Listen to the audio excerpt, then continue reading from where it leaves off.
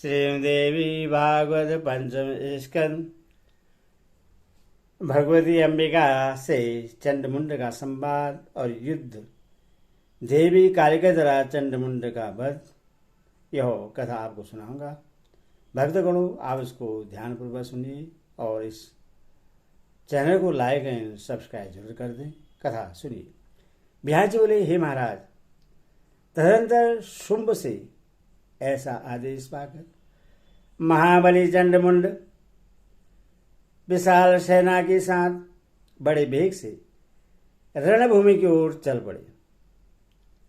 तब देवताओं का हित करने वाले देवी को वहां युद्ध भूमि में विद्यमान देखकर वे दोनों महापराक्रमी दानव उनसे सामने युक्त वचन बोले, हे बाले, क्या तुम देवताओं की सेना का नाश करने वाले शुंभ तथा इंद्र पर विजय प्राप्त करने के कारण उधर सभा वाले महापराक्रमी निशुंभ को नहीं जानते हो? हे सुंदरी, तुम यहाँ अकेली हो। हे दुर्बुद्धि, तुम मात्र कालिका और सिंह को साथ लेकर सभी प्रकार की सेनाओं से संपन्न शुंभ को जीतना चाहती हो। क्या कोई स्त्री या पुरुष तुम्हें सद परामर्श देने वाला नहीं है? देवता लोग तो तुम्हारे विनाश के लिए ही तुम्हें प्रेरित कर रहे हैं। हे सुकुमार अंग वाली, तुम अपने तथा शत्रु के बल के विषय में समय विचार करके ही कार्य करो। 18 भुजाओं के कारण तुम अपने पर व्यर्थ अभिमान करती हो। देवताओं को जीतने वाली तथा समरभूमि पराक्रम दिखाने वाली शुंभ के समक्ष तुम्हारी इन बहुत सी व्यर्थ भुजाओं तथा सर्व प्रदान करने वाले आयुधों से क्या लाभ?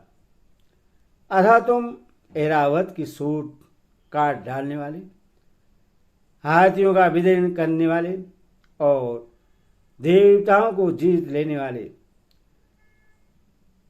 शुंभ का मनोवांछित कार्य करो। हे कांते, तुम व्यर्था गर्भ करती हो। हे विशालाक्षी, तुम मेरी प्रिय बात मान लो, जो तुम्हारे लिए हितकर सुखद तथा दुखों का नाश करने वाली है। शास्त्रों का तत्व जानने वाले विद्वान तथा बुद्धिमान पुरुषों को चाहिए कि दुख देने वाले कार्यों पर दूर से ही त्याग कर दो और सुख प्रदान करने वाले कार्यों का सेवन करो। हे कोयल के समान मधुर बोलने वाले, तुम तो बड़ी चतुर हो। तुम देवताओं के मर्दन से अहुदय को प्राप्त तथा महान शुंभ बल को प्रत्यक्ष से देख लो। प्रत्यक्ष प्रमाण का त्याग करके अनुमान का आश्रय लेना बिल्कुल व्यर्थ है। किसी संदेहात्मक कार्यों में विद्वान पुरुष प्रवृत्त नहीं होते।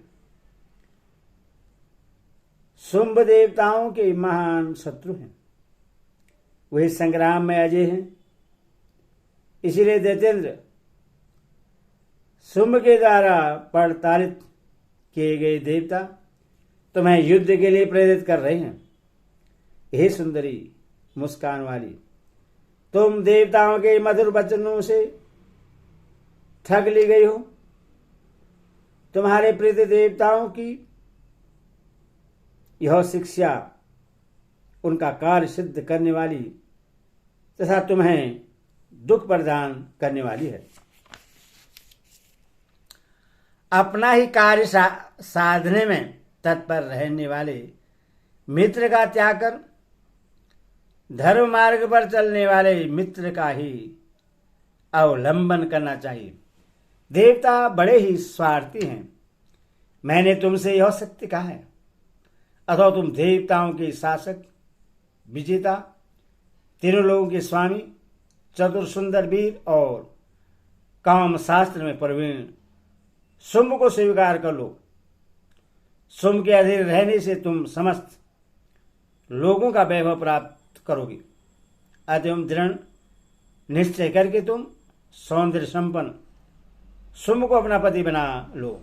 व्यास जी बोले, चंडी की यह बात सुनकर जगदम्बा ने मेघ के समान गंभीर ध्वनि में गर्जना की और वे बोली, धूर्ते भाग जाओ, तुम यह छलयुक्त बात व्यर्थ क्यों बोल रहे हो।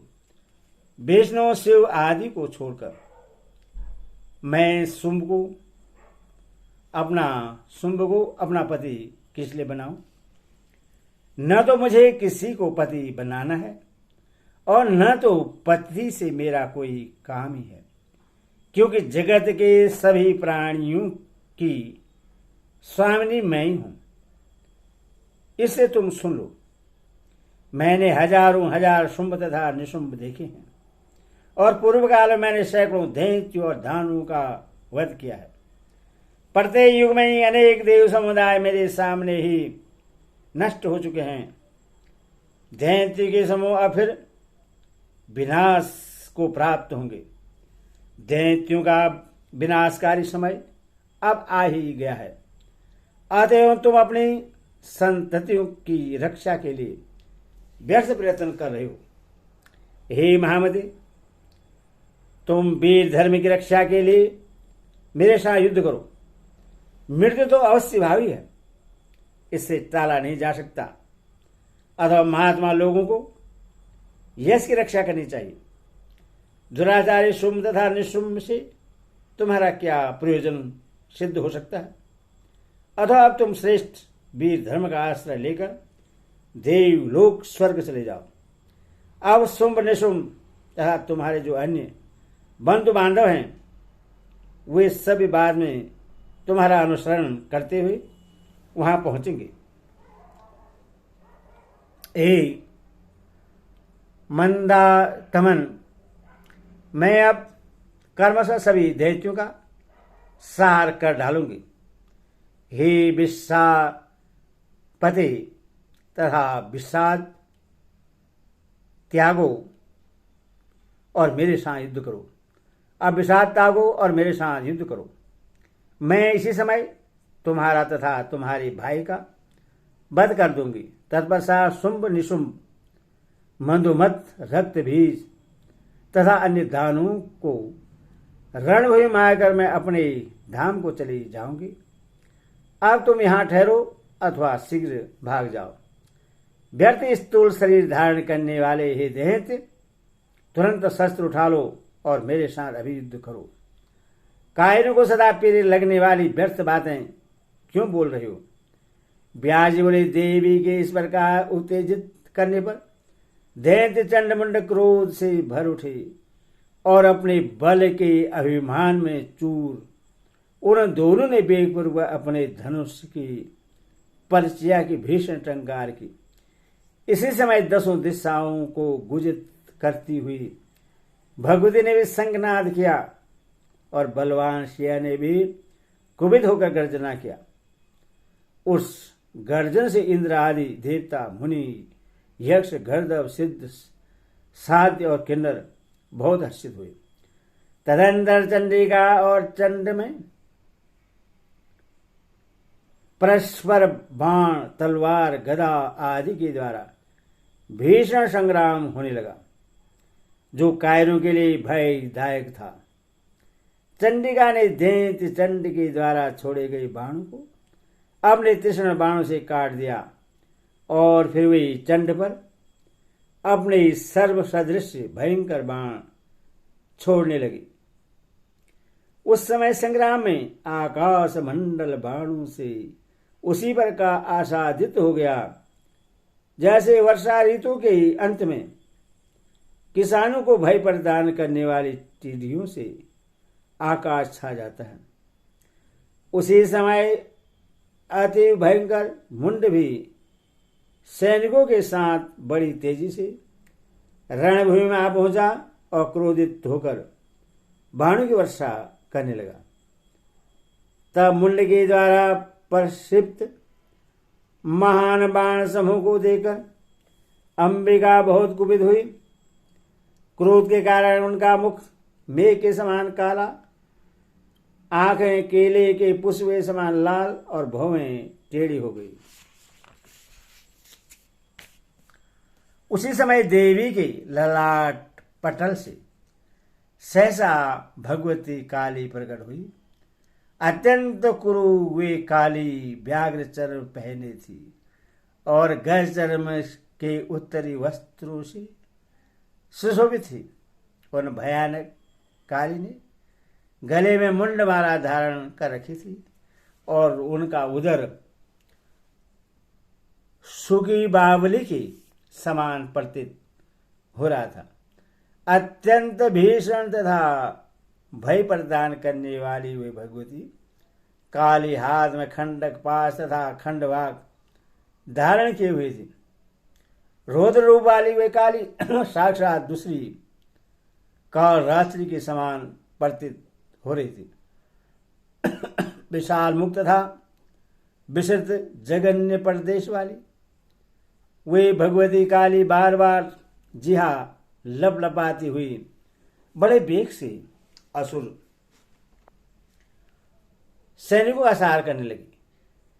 वे कुपित होकर बड़े बड़े दैत्य वीरों को हाथ में पकड़कर अपने मुख में डाल लेती थी और धीरे धीरे उन दांतों से पिस डालती थी। घंटा तथा आरोहियों समेत हाथियों को अपने हाथ में पकड़कर वे देवी उन्हें मुख में डाल लेती थी और उन्हें चबा चबा कर ठास करने लगती थी। उसी प्रकार वे घोड़ों, ऊँटों और सारथियों सहित रथों को अपने मुख में डालकर दांतों से अत्यंत भयानक रूप से चबाने लगती थी। अपनी सेना को मारे जाते देखकर महान असुर चंडमुंड ने निरंतर बाण वृष्टि के द्वारा भगवती को आच्छादित कर दिया। चंड ने सूर्य के समान तेजस्वी तथा भगवान विष्णु के सुदर्शन चक्र के तुल्य प्रभाव वाला चक्र बड़े वेग से देवी पर चला दिया और बार बार गर्जनने लगा। उससे गर्जन करते देखकर काली ने अपने एक ही बाण से उसके सूर्य तुल्य तेजस्वी तथा सुदर्शन चक्र सदृश प्रभाव से चक्र को काट डाला। तत्पश्चात भगवती चंडिका ने पत्थर की शान पर चढ़ाए हुए अपने तीक्ष्ण बाणों से उस चंड पर प्रहार किया। देवी के बाणों से अत्यधिक घायल होकर वह मूर्छित हो गया और पृथ्वी पर गिर पड़ा। उस समय अपने भाई को पृथ्वी पर गिरा हुआ देखकर मुंड दुख से व्याकुल हो गया और कुपित होकर